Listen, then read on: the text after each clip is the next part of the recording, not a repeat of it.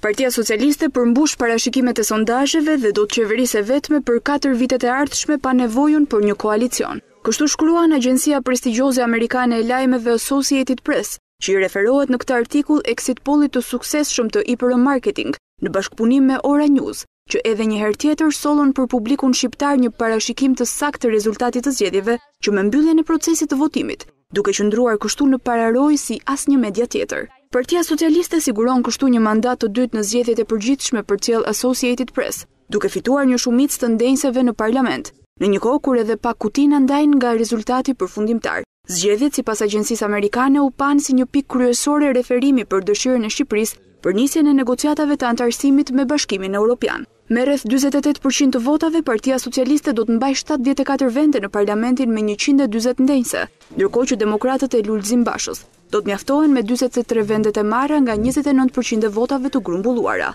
LSI vjen e treta me 19 ndenjse, ndërkohë që vetëm një mandat më parë bashkëqeveriste në koalicion me socialistët.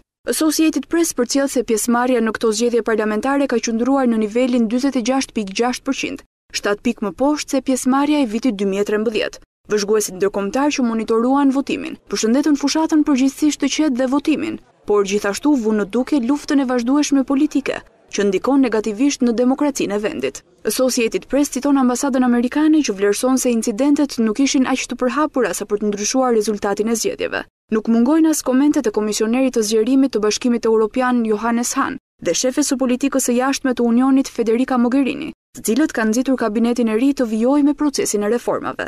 Rama ka premtuar angazhimin e qeverisë së re në luftën kundër korrupsionit dhe trafikimit të drogës, në rritjen më të shpejtë ekonomike dhe në përmirësimin e pagave dhe nivelit të papunësisë në vend, përfundon shkrimin prestigjiozi Associated Press.